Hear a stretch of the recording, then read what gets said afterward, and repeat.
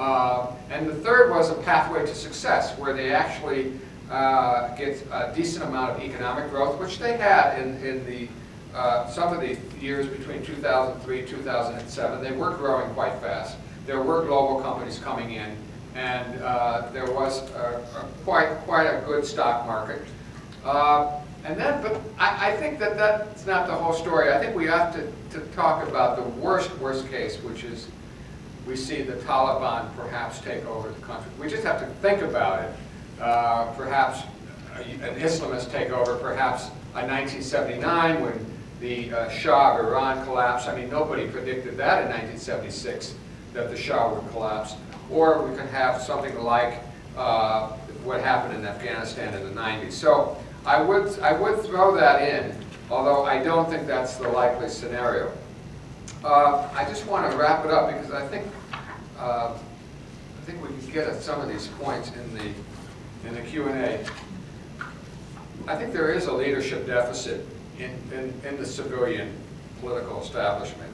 I agree with Parag that the military rule is not the answer, because basically the problem with the military is they do not have the legitimacy to be a governing body. Their role is to protect and defend the country.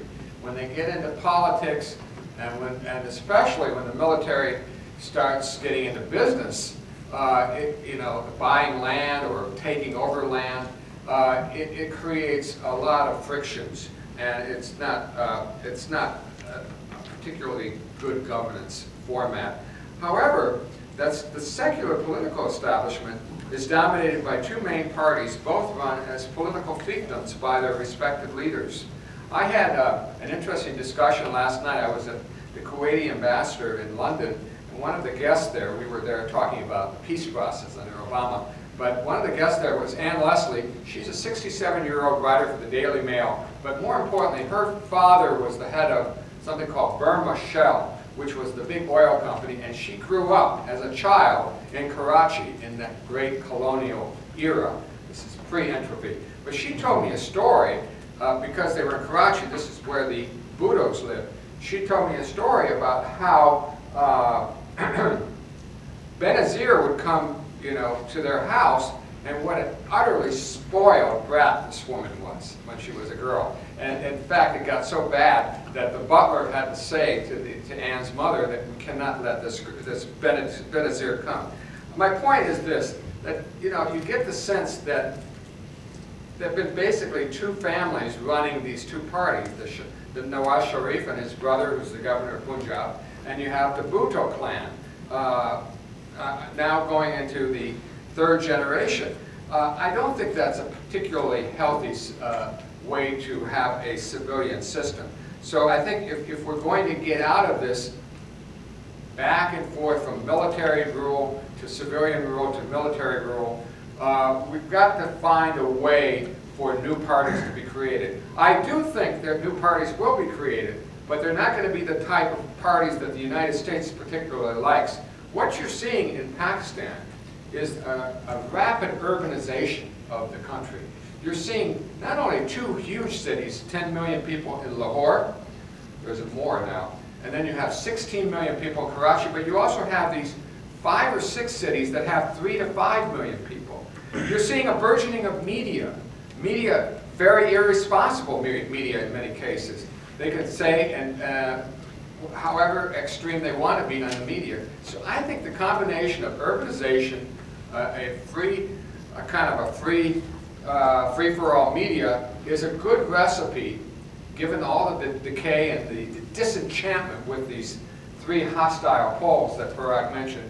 This is a perfect place for a new demagogue to come and to have the support. He could build the support through the media, he could create his own political party, and who knows what direction he could take Pakistan.